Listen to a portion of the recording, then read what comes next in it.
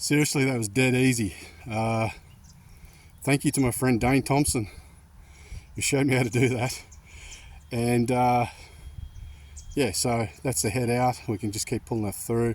We'll grommet that up, seal it up with silicone, and give us a bit of length so that the customer can do what he likes with the control box at a later stage. All we need down here, as you can see, we've got ample length still feeding in. We don't need much length down here because we're just going to put a junction box there, and we're going to drill a hole up here. You can see a pilot hole being drilled where we will pull out the other end and grommet that up, etc.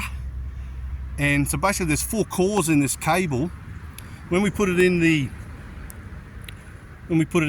junction box, we need 2 cores to join with the red and blue wires there.